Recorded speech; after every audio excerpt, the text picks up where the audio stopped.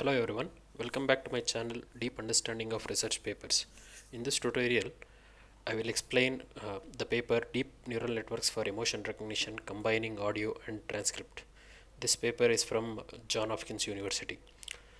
So the paper is going to cover, the tutorial is going to cover the overview of the paper. Then we will introduce what is emotion recognition. Then we will see acoustic-based emotion recognition model. Then we will see text-based emotion recognition model. Then we will see how to combine these two approaches to make it as a fusion-based emotion recognition model. Then we will see what are the data sets used in this paper for experimentation. And finally, we will see some experiments and results. So the overview of the paper is going to be the first point is this paper solves this emotion recognition problem by using a multimodal approach. So multimodal basically is taking the advantage of different modalities in the problem to solve that problem. For example, in this case, to solve emotion recognition, they have used text, which is what is being spoken in the audio content, and the audio basically contains what is a kind of emotion. So fusing the representation from these two modalities will give better or more better results compared to using only audio based emotion recognition. Then it shows how this system, this multimodal approach is giving improvement over the normal speech based or audio based emotion recognition models. Then they also show these results on a standard emotion recognition dataset so that they can compare the previous approaches with their approach. Uh, and it beats the state of the art emotion recognition model. So today's the state of the art emotion recognition model is this paper. This paper was actually published to Interspeech 2018, which happened in Hyderabad, India, and which happened very recently. So as of my knowledge, this is the state of the art emotion recognition paper on at least the standard IMOCAP dataset.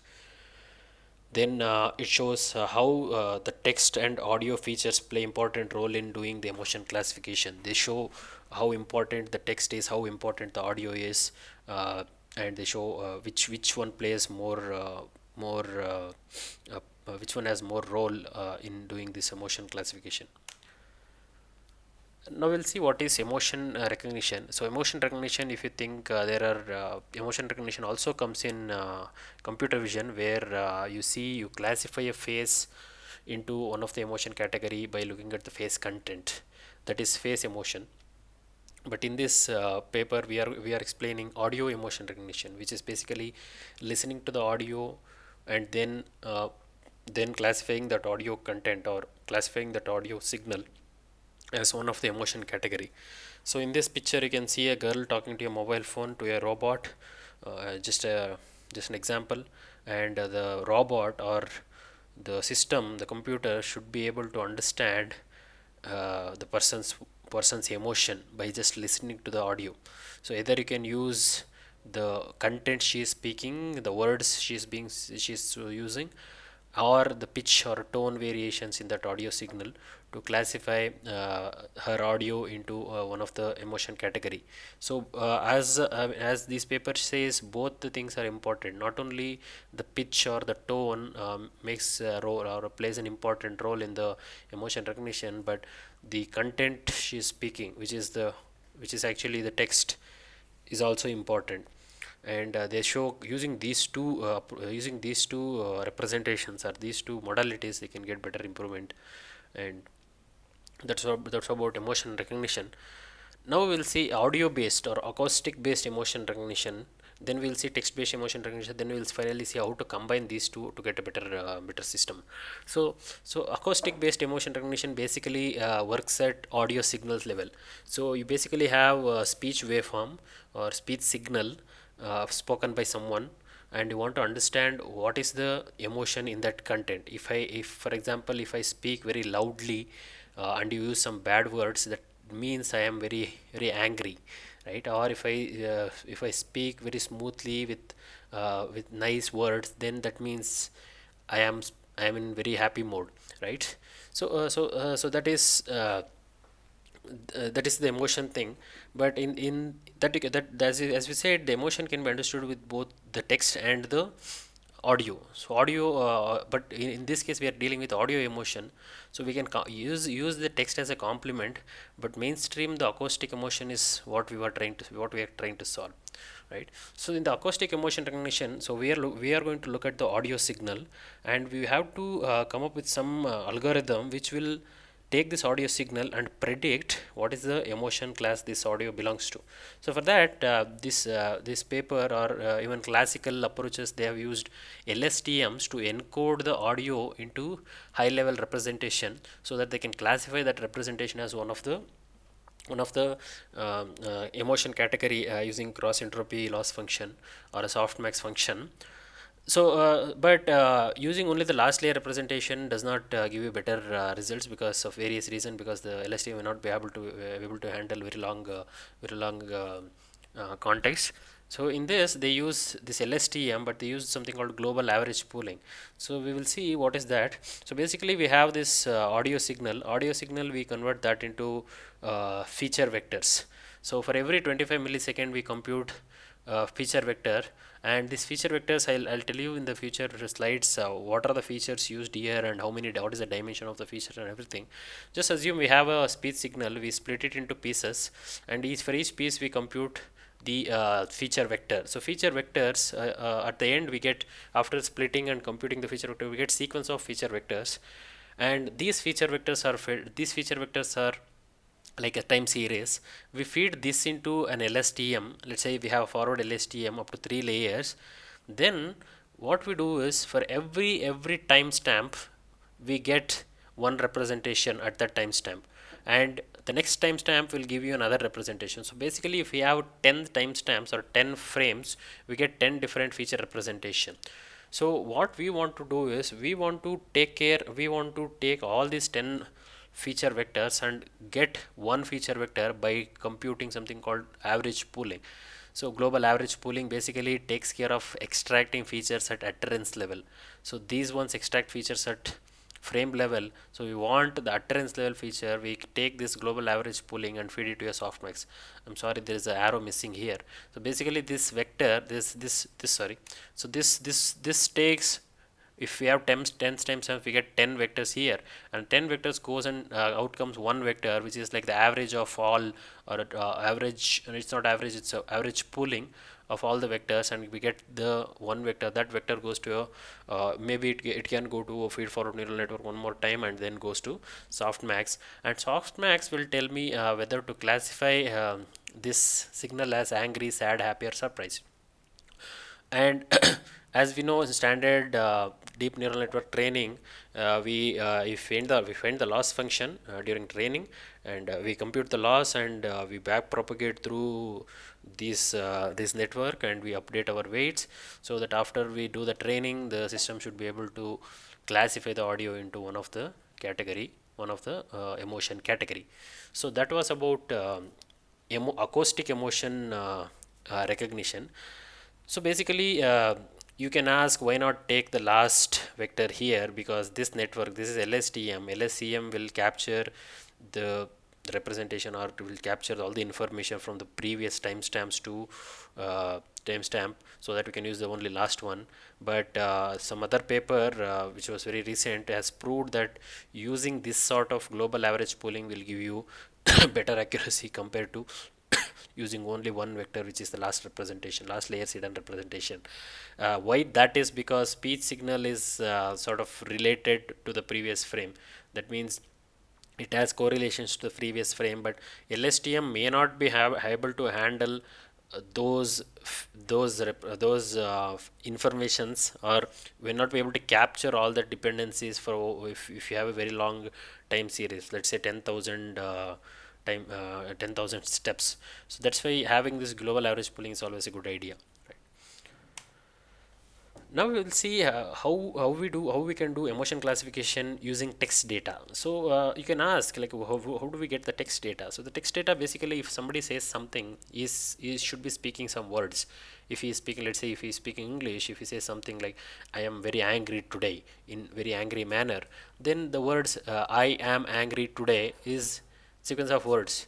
We may be able to get those kinds of words uh, by using speech recognition engine if you don't have it. If for example, if we are dealing with something, some speech data, and we don't have the corresponding transcript of it, we can always feed that into a speech recognition engine and get the text data if we have a very good speech recognition engine. Or in the complementary sense, if we have both audio and corresponding transcript, it is very good, right? So in this text based emotion, so we use something called multi-scale convolutional neural network. So the multi-scale convolutional neural network is, as we show here, this is the multi-scale convolutional neural network, which is actually it's an algorithm published by John Hopkins University, again the same authors, almost same authors. This was published in ICASP 2018, but the algorithm was mainly introduced to do something called topic classification. So topic classification basically classifying any document into one of the predefined topics, right? News, sports, whatever, right? So that model they have taken here, and they feed this text data whatever they get here, and that then they should be able to do the classification of that utterance or the sentence into one of the emotion category. So dog here is basically the text sentence. So this multi-skill CNN has these parts. So it has something called base modules. So these base modules are basically I'll explain what are these base modules. And so for every base module, we feed these utterances and get some vectors, some feature representations here. Those are called document embeddings. Then we use those document embeddings to classify our these documents into one of the emotion category. The document is basically one sentence. So the base modules basically are all same convolutional neural network, but each one operates at its own kernel dimension or kernel size. So we will explain what is base module here. The base module basically is this diagram. So base module basically takes our sentence. Let's say we have this sentence, and we encode each word into one hot vector by using standard lookup table. Then we will feed that to a word embedding layer. So word embedding, you can just extract it, or you can just take it from any predefined word to vec model. For example, if you have glow word embeddings, you can simply take word embeddings for these words. Then on top of this word embedding, we apply a convolution. So the convolution, each BM will have their own convolution kernel sizes. So basically you can have 1, 4, 7, 8, those kind of kernel size. So let's say we have a kernel size here. This convolutional neural network, sorry, this base module will have this convolution layer which operates on all these words. Basically it's not a separate layer, it's a one layer which is expanded. So once we do convolution on all the words, so then whatever words we get, whatever representation we get out of the convolution layer for every word, we average them or we pool them using something called global pooling layer. Then whatever output we get at that base module is one document embedding at that particular base module. So this base module basically takes the document and gives you one document embedding. And again it does this, the same second base module. Again it operates at different kernel size, but it gives you the document embedding again. So what you can do essentially, you can concatenate all these document embeddings into a single vector, which is going to be a high level like a very high level document embedding very high level document embedding. So you can read that paper, joint verification and classification for topic classifications, one of the paper, which is what is implemented here. You can see and visualize these embeddings are very highly discriminative, and but that means for every topic the document embeddings will be clusters together if they are same document, and if they will be very far from other documents, right? So that is about text-based classification. Basically text-based classification, you have a sentence which is sequence of words. You feed that to multi-scale CNN. Multi-scale CNN basically is a CNN but different base modules. So each one operates at different kernel size. Then you can feed that to classification layer, which will classify the text into one of the emotion class, right? So that was about text-based emotion. And the most important point in this text-based emotion recognition is they have in the old paper also they show that using combining how to combine this verification loss along with identification loss. So identification loss is nothing but classification loss. So if you see the traditional classification loss basically is a cross entropy, right? So this cross entropy is represented like this here. So along with that, you can build other classification loss, which is nothing but the verification loss. Verification loss basically says whether the two given documents are similar or not. If they are similar, make the loss lower. If they are not similar, make the loss higher. So this A comma B basically takes two documents A and B and tries to construct a loss function which will which will be very low if the documents are same, and it will be very far if the documents are different. In our case, this loss basically takes two different sentences and tries to minimize the loss if they are same emotion, and push them far if they are different emotions. This is actually binary loss, and this is standard classification loss. So the combining these two will get the final loss C, which is basically HA plus HB plus lambda is again scaling factor, how much you want to put weightage on verification loss, and totally we get the final loss, which is this C. So basically, once you train it, the system to be able to do classification of given sentence into one of the emotion category. So you can ask the question now: how do I use this audio based emotion and acoustic based emotion recognition along with text based emotion recognition? So what they do is they combine combine the scores they are getting here at the softmax layer for both acoustic emotion and this text emotion, and they finally fit a softmax, or sorry, if they finally fit a SVM to classify this softmax combined softmax into the given classification, which is called fusion. I mean, it's just combining scores from both text and emotion, text based emotion and audio based emotion model, and getting the final score to classify this combined emotions. So that should be very easy. That's very easy. So fusion is one of the very well known topic. At least it started with convolution. It started with computer vision, where they have multimodal data like audio, video, text, audio, images, and text and everything.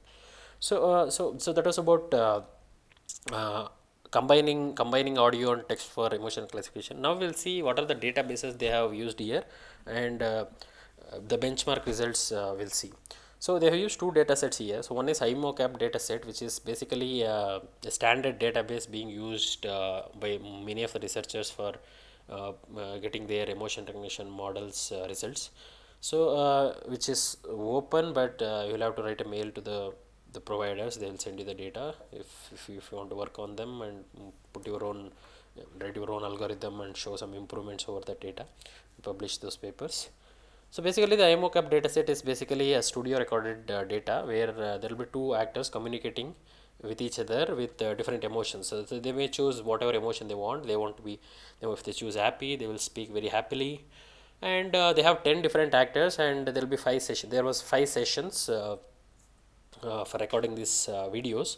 Basically they have both, even in the IMOCAP's data also has this face data. Face means the face sequence, or the video data also. So I mean, if in the future if somebody wants to combine audio video along with text, so it's a like multi-modal with 3 different domains, then you can use that for your applications. So but in this case we are using only audio and text. So each video is annotated by 3 different people, because each person will have their own uh, what do we say, the annotation result. For example, if I annotate that video as something, let's say happy, and another person annotate it as happy, and another person annotate it as sad, then obviously these two people are agreeing that it's happy, so they take it as happy. So they're not relying on only one person to do annotation, but 3 different people. And the emotion recognition, emotion labels are angry, happy, excited, sad, and neutral. There are 4, not 4, 5, right? And they have 1000, around 1000 utterance for angry, 1600 utterance for happy, again 1084 for sad, and 1708 for neutral. And totally they have basically I forgot to tell you one more thing. It's happy and excited are combined together to make it as one class, because they had very small data for happy and very small for excited, so they combined these two and made it as happy data, which is, that's why it's 4 classes. So that totally they have 5533 31 utterances. So that was about IMACOP data set, and they also have something called is a call center data set, which we don't know how the structure of the data, because it's not a open data. It's just the data they had, just some call center data they had. They did not have transcript for it. They just had audio data, I think. And we'll see how they generated transcripts. They just use one speech recognition model trained on Fisher and Fisher data and switchboard corpus, which is again telephonic data. So they trained it, and they got transcripts out of that speech recognition engine. So they have in this data they have 1842 telephonic calls from call centers, and there are three different classes: negative, positive, and neutral. Totally, they have 5,000 utterances for negative, 1,000 utterances for positive, and you can see there are so many utterances, which have large number of utterances for uh, the neutral class, because usually people talk in neutral, right? So that's why there is heavy bias on neutral data, but they have taken care of this and this by using sampling neutral and negative class, so that they match with positive, so that the system is not completely biased towards neutral class. So they could have done weighted averaging. I'm not sure what happened. I'm not sure if they have tried it, but sampling has worked well for them. And experimentation. When we come to experimentation, we'll see what are the network architecture for both audio and text-based classification. So for the text base, for multi-scale CNN, which is the text model, it has four different base modules. Each base module, so the base modules has kernel sizes of these 1, 4, 7, 11, and they have also seen using more than 4 base module does not give improvement in accuracy. They have a plot, they show increasing number of base module, what is the accuracy. So after 4 it does not go, the accuracy does not improve. So basically, because that may be because the average length of utterances is 12. If you read the old paper, which is the joint verification and identification loss for topic classification, they have up to 16 or 12, I think 12 or 16 base modules, because the document will be very long. I mean, the number of words per document will be higher. And the acoustic emotion uses 2-layer LSTM, as we saw, and each LSTM had 256 hidden units. And as we know, they average all the higher level representations from every timestamp, and they feed that to dense layer, and they finally feed it to softmax layer for classification. And the input, basically they use 88 dimensional features from a tool called Extended Geneva Minimalistic Acoustic Parameter Set, which is a paper actually. And they extract the features at 20 millisecond window, 10 millisecond overlap, but they compute this mean standard deviation statistical function over 60 millisecond, right? So that was about experiments on EMOCAP. We'll show you the results in the coming slides. So next they have done what is architecture for call center data. Basically they have again multi-scale CNN. Now it uses only 3 BMs, and each one with kernel size of 3. And the number of words per utterance is only 6 compared to the previous one, where the number of words per utterance is 11. And acoustic model, they use single layer LSTM because the amount of data they have is very small, with 96 hidden units. Otherwise it overfits the model if they use more number of layers. And again the feature dimension is same, and the film extraction process is similar. Now we'll see some results. So in the results case, we have first they have done some experiments on IMOCAP data, and they also show the results comparing to the previous systems, right?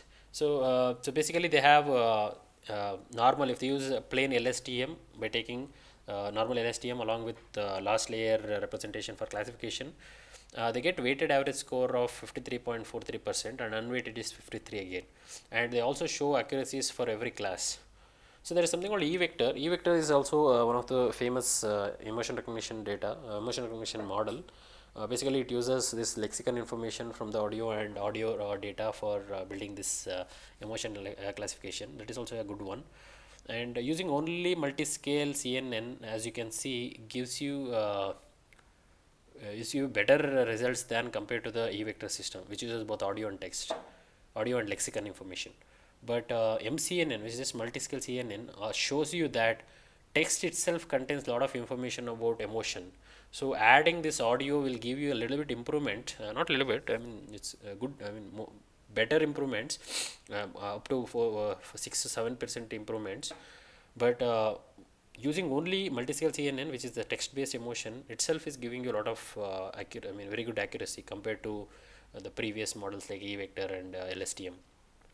Then adding this E vector along with MCNN, which is multiscale CNN, gives you 1% improvement on weighted average, weighted accuracy along with unweighted accuracy.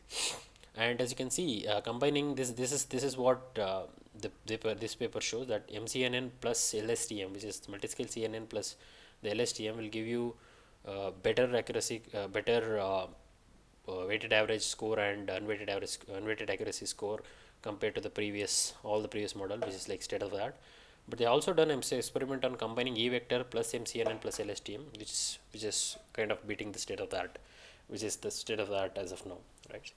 So that was on AMOCAP data, and there are some results on call center data also. They have shown uh, basically it's the same thing. At the end, if you see, the state of the art is again 45.425 on this data, call center data, but it is E vector plus MCNN plus LSTM. If they don't include MCNN, it is almost similar. Sorry, if they don't include E vector, the results are almost similar to MCNN plus LSTM, which is what published in this paper. And so that was about it. And thank you so much for watching. If you are not subscribed to my channel, please subscribe. And thank you.